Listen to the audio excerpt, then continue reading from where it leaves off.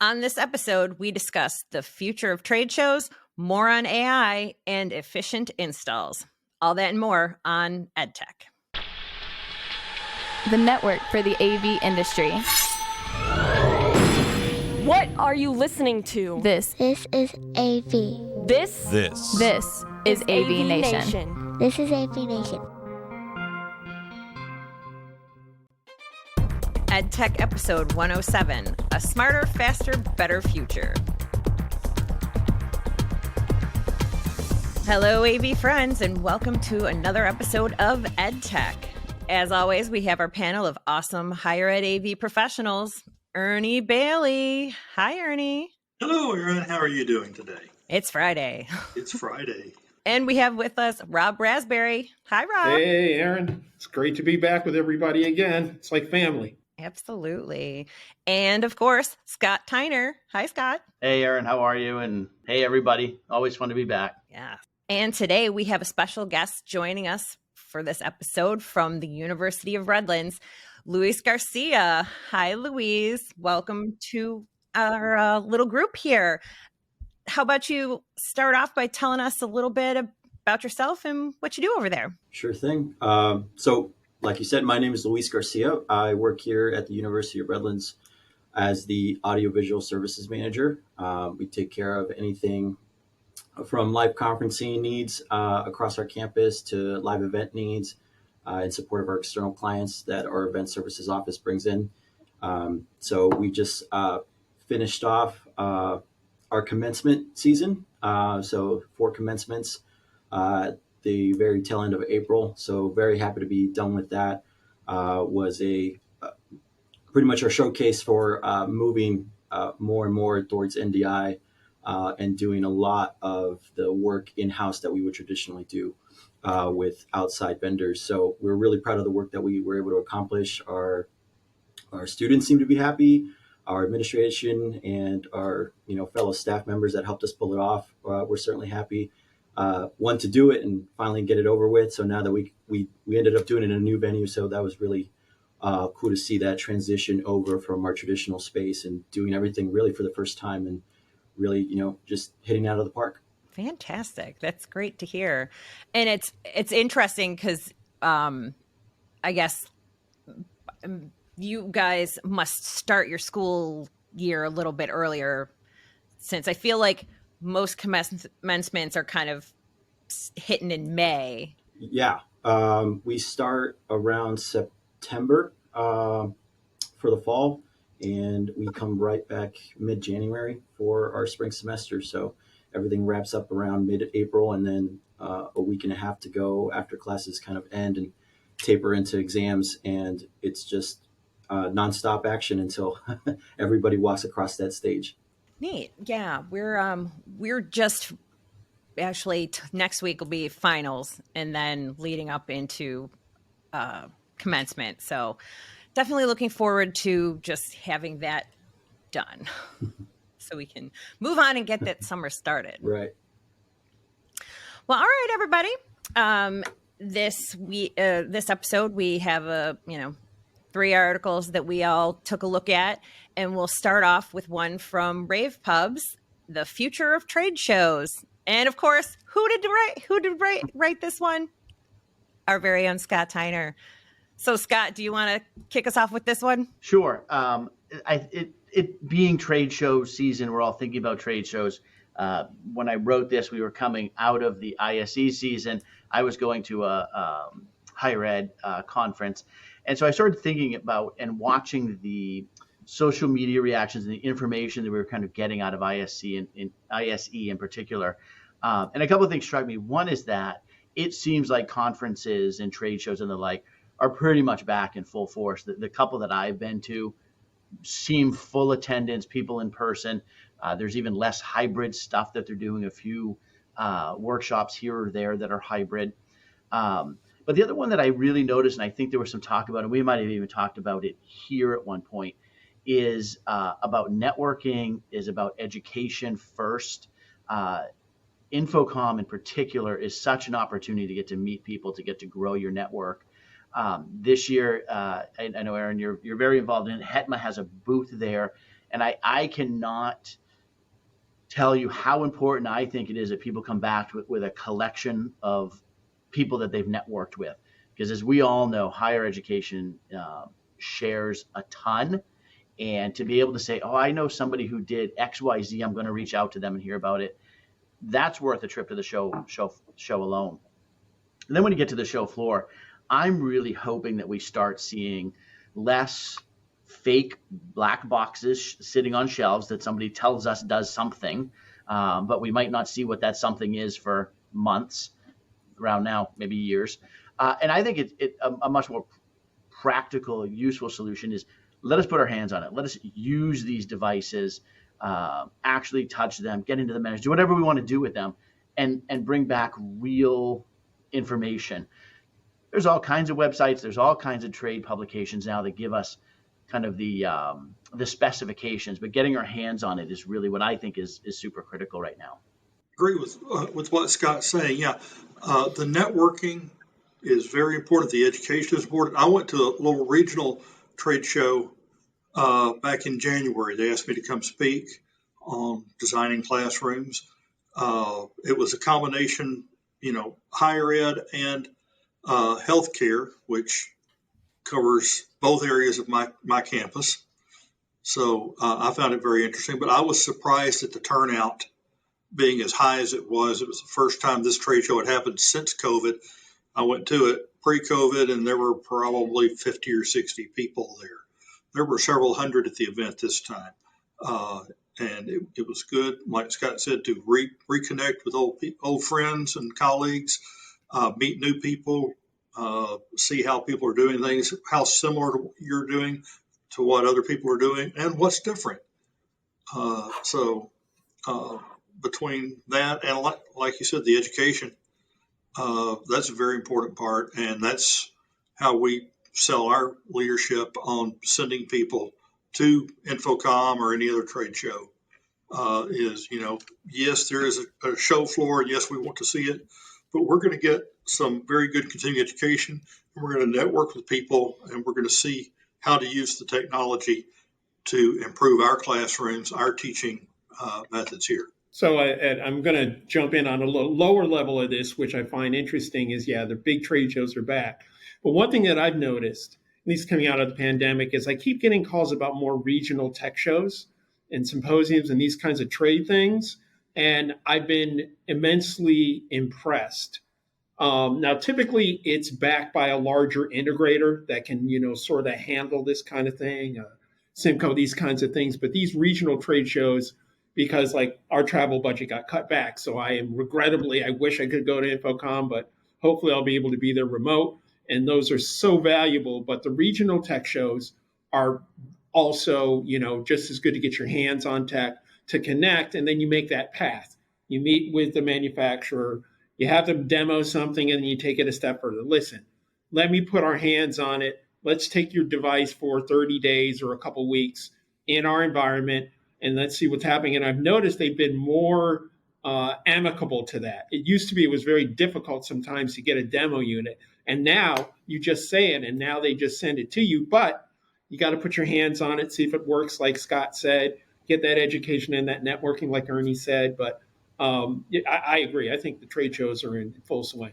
Last year was the first time I was able to attend Infocom, like the entire week through the education sessions and being on campus. And I think it'd been a few years, possibly even a decade before anybody from the university had been sent over, which, now that we've had that experience, we're bringing that experience back to campus and telling our supervisor administrators like the value that we, brought back from it. We're still reeling in the information and, diving into, network opportunities that we took advantage of while we were there 6 months, 8 months later, as new problems come up, new issues, hey, like there was that one piece of equipment, there was that one vendor that we talked to that would be really key to this particular situation that, when we come back immediately, the project's already in full swing. There's not really a conversation of like, oh, we need it right now. But having that, stockpile of business cards that I accumulated, walking the show floor, the products that we, were really, sold on by, whoever we were speaking to, The one that comes to mind is like for me, Teradek. We were using those like crazy during our board retreat this year in February, trying to deploy a bunch of TVs, but with minimal staff, minimal equipment on hand. And I was like, that's the solution for this particular event. And to just see that growth happen and stack upon, year over year, if you're able to go to InfoComm or even have a hybrid offering of just listening in, just seeing what's out there, hearing the conversations that people are having, the voices that are coming through, and be able to interact with, an environment larger than just the University of Redlands was really like a profound experience for me, really being able to get out there and being able to like meet folks like yourselves and, have those conversations. What are you doing differently outside of education even, and bringing that back into the space that I work in and seeing how we can adapt those things. Yeah. And I think it's gotten, as end users, I think we had always kind of had somewhat of an outside looking in view of these shows. And it's really fantastic that now we're kind of getting to be front and center. And I'm super excited about the HUTMA booth this coming InfoComm. And, since this episode will pretty much be live right before the show, I can spill a little bit of what's going to happen. And, it's going to be great to have that central meeting place for all things that is higher ed AV, but also we are going to have the HETMA approved products in the booth in a live situation. So as Scott was talking about, like, it's not going to be just this black box that's sitting on a shelf or up on a wall with a little placard and you can read its specs. We're actually going to have things set up and in use. And so it'll be really neat to get to see something like that. And we're also, we're going to have different programming in booth with some of our sponsors or groups that we find interesting and are, have something to say about topics of the day that are of concern to higher ed. Plus, we're going to have a couple happy hours, and we're going to have chair massages for a couple hours. So we figured we're just going to go all out this year to try to really make a splash. And hopefully we won't be so annoying that they're like, yeah, we don't want them back again. But I feel like at a trade show, that's what you want. You want those couple of booths that are going to really kind of draw people in. And, even though we may annoy everybody that's around us, I think they'll appreciate the foot traffic that'll be coming past their booth anyway, because they may draw them in a little bit. But I do like that it seems like these big shows are becoming less and less about the big announcements or the big, this is the next, vaporware essentially, because it's not available, and hopefully it'll be available in a quarter or two. And as someone who had a project fail nearly completely because of a consultant who spec'd something in a project that they saw at InfoComm, that a year later it was still not released. So I'm glad to not see those kind of big splashy things. And yeah, with the way the internet is nowadays, you don't need to do that. You can create a lot of buzz in other ways than just, having something flashy in your booth at InfoComm. I mean, you've almost talked me into trying to get to InfoComm again here when you talk about that booth like that. I might have to start walking. How long is it going to take me to walk to Florida. Right. Yeah. That time of year, it'll probably be kind of a gross walk once you hit that humidity. Ugh. Take the Appalachian Trail in reverse. Our next story comes to us from mytechdecisions.com. AI integration, how to integrate AI with existing systems for maximum benefits. Now, I know that we had talked a bit last episode about some AI things, but Rob and Ernie missed out on the conversation and Luis wasn't there. So it's kind of like it's a brand new subject for us. So what do we have to say about this? Well, I love it. It's been super helpful, doing my job. Oftentimes it's just me by myself trying to figure out problems. And so, even for our commencement season, I have no qualms about admitting it, but I, hopped on ChatGPT and started asking it questions about, figuring out answers, things that I have in the back of my head, but I have to like scratch that itch in order to get down to like where that answer is in my brain. In the past, I used to be able to like rely on somebody to like talk back and forth with, like, let's figure out this networking problem. Why aren't the cameras working? And so having that dynamic with, the chat essentially, and being able to bounce those ideas back and forth, like tell me why this wouldn't work, and spur my mind to work in a different direction or work around the problem, or even something, as basic as like finding out the IP. I can't keep all those notes in my head 100% of the time. And sometimes it's just easier, right, to go to your coworker and ask, hey, how do you do this? I forgot. Can you remind me? There's like a step that I'm missing. And that's really where it starts to fill in the gaps for me, is like being that coworker that's available 100% of the time. And so I'm hoping that as, time progresses and the technology improves, that's a more reliable, trustworthy source, because, as with anything brand new, I don't necessarily trust it, 100% right off the bat.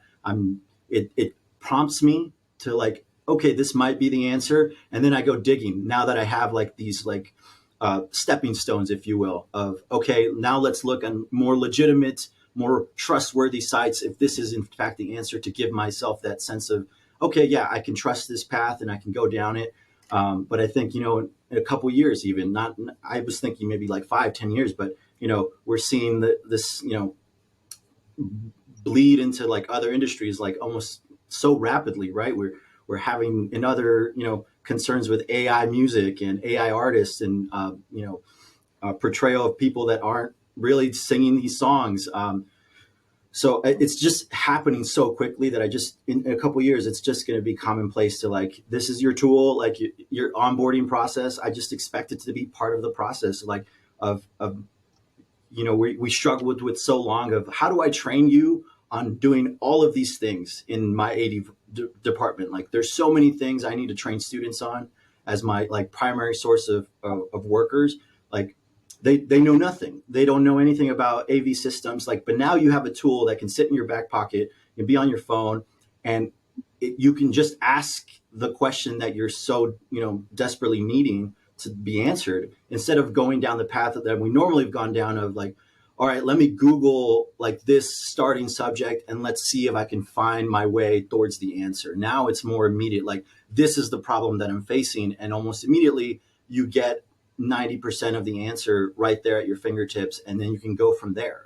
Again, it's not ready to like take over anybody's jobs. I don't think. I know that's the articles that I keep seeing everywhere else, is like most of these jobs will be replaced, but there's still that component that you have to insert yourself into, and make sure that the answer is correct. Because again, you're trusting, if you go 100% right now, you're trusting that this is 100% reliable. This is 100% how it should be, and that could be problematic. Like, that could be a potentially event-ending failure that you're setting yourself up on. So, I used it for, as we were building that commencement setup, as we were building that live stream network, all just for the sake of this once, couple of days of ceremonies, like everything built upon all these different components. And so, making sure that I was going and verifying that information was crucial. And I think it's still going to be crucial for the next, I don't know, I'm going to throw a number out there, 18, 24 months, like, but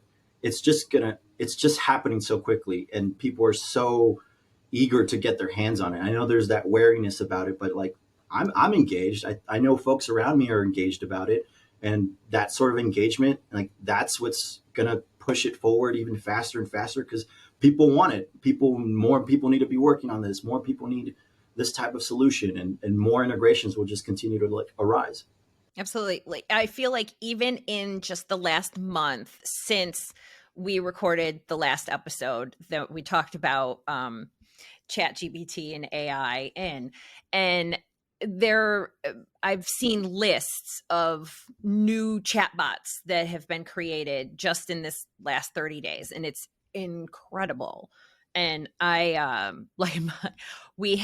there's a chatbot app that's integrated into Slack named Claude. And I think my husband is a little bit jealous because I'm always like, oh yeah, I asked Claude this and he had the best answer. And so he's just like, do I have to worry about Claude? I'm like, you might, because he's just getting smarter and smarter. But you're right about fact checking, like, because all of the data that's going, that it's pulling answers from you, it didn't really check its sources. And just like anything on the internet, you never know. It is getting better at telling you that it did not pull anything after September 2021 or whenever it was that it has a date for, last being like filled with information. So I think when I first started using it, it didn't do that as much, but now it's like, hold on, just making you aware that like this is kind of time sensitive information, like 2 years is a long time. She'll let you know like this might not be the most up to date thing. So that's helpful at least. But yeah, no, I just don't feel like it's going to take that much longer. Certainly if it was plugged into the rest of the internet, it could just check whatever instead of, right now it just feels like I'm like playing with Watson on Jeopardy when they had him like do the show all those years ago. But I mean, once it's plugged into the rest of everybody else, like what's really the limit there? Absolutely. Yeah, it's sort of, I'm sort of wondering what the next level of this is. So as far as from an AV sort of perspective, where does AI come in? Does it obviously might help, integrators and designers design systems faster and more accurately? Will it get to the point where maybe we have management systems that are, that AI can just, give us feedback? Oh, like a global classroom or, any kind of management. Well, in classroom such and such, you really need to look at these hours that are happening here instead of us, directly having to look at each room and say, okay, it's time to do that. Is there a capability of AI to come in and start managing that? Is there the ability for AI to start coming in and, we'd always talked about voice recognition and stuff in classrooms or helping instructors get the right settings that they have. Possibilities are fascinating with this and scary at the same time because you're giving the AI a level of trust and I'm going to say power, but responsibility. Are we ready for that? So it's fascinating. I'm also thinking about, AI as a teaching tool, as an AV component in the classroom. We're starting to see that. And I think this article was kind of directing a little bit towards that as well. I do not see incorporating AI into existing systems. I see starting from scratch just to make sure, because there's so many different variables in there you have to kind of play with. But we are seeing some AI in some of our medical classes, and a lot of schools are putting in their esports, which involves a lot of AI as well. So, yes, I see it as a management tool, a design tool, but also as a teaching tool in itself. You all know I'm absolutely bullish on AI. I think that it is just the complete thing and the future. And Aaron, when we were recording last time, we were talking about AI again, and you said, well, think about what it can do for maintenance and support. And so I did. I thought about what it could do for maintenance and support. And so actually my next Rave Pubs article is about that. And so I don't know if this is going to come out or that's going to come out first, but think about this fact that you've got a classroom that you feed your design into AI, you feed the manuals of that full classroom into AI. So in many ways, this AI knows the classroom better than you, and it's using the intelligence of the classroom so that it knows if a faculty member is trying to play YouTube, that the audio, that it has to be on the computer input, that audio should be coming out. Is audio coming out? Is the projector actually on? Is there something showing on the projector? And then goes and fixes itself. Then, I mean, if you take that and you add in like augmented reality and you walk in and it's like, it'll show you, here's the problem. Here's what you need to fix. Wire got disconnected, whatever. It's crazy. And I think one of the craziest things about it is I don't think it's that far away. So many times we talk about dreamy things, holograms. I still think holograms are great. They're still a long ways away. This is, as Luis was saying, I mean, you feel like this is just right in front of us. Yeah.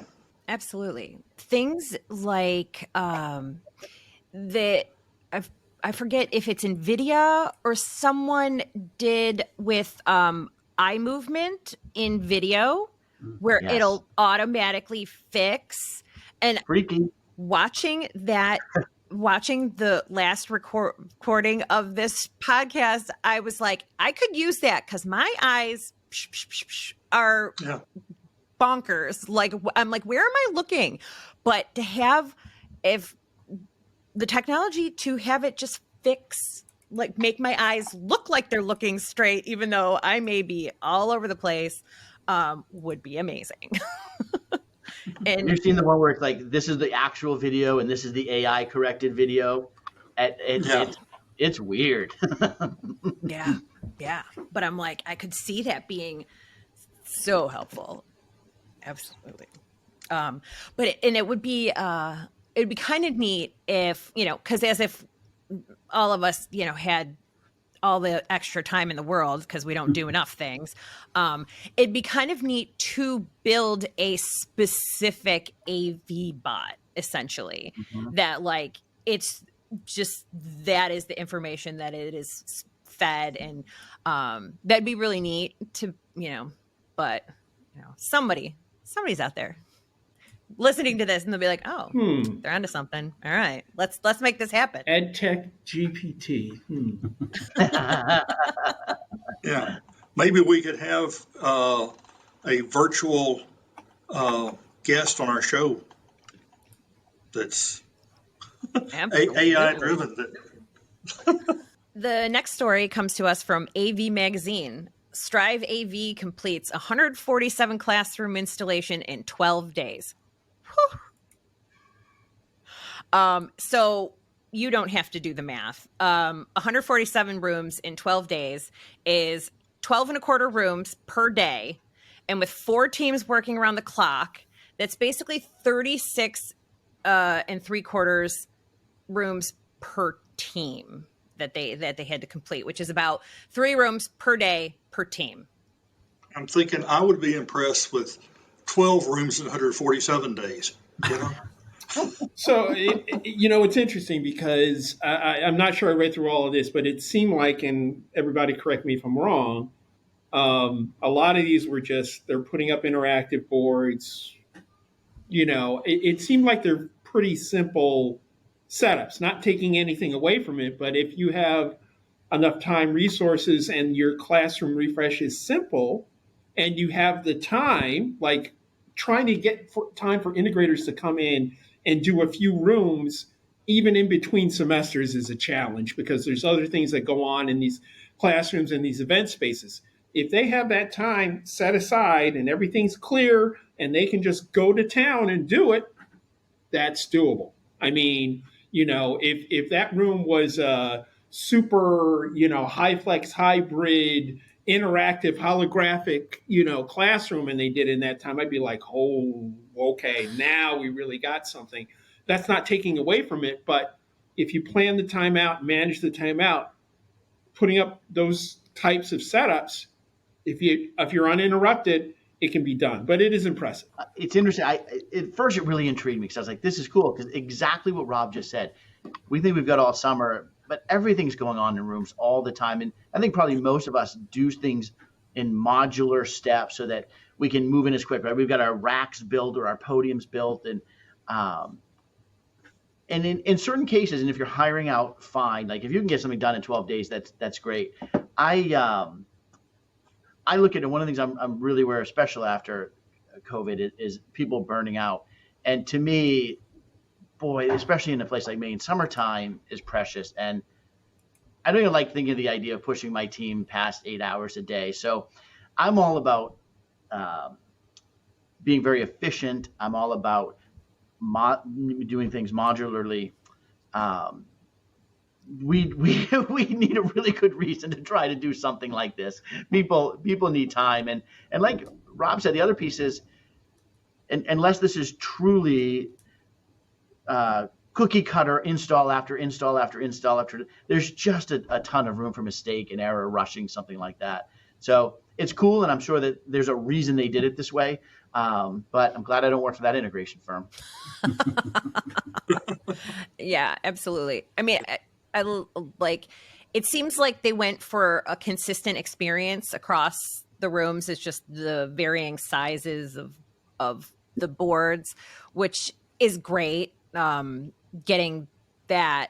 But yeah, and also that would have to be like a significant investment to put in to do all of those rooms all at once. So it'll be interesting when it comes time to renew and replace those boards, if it's going to be well, we'll do this, 50 or this, group first, and then let some of them go a little bit older past, the year they would have maybe renewed or replaced them to begin with.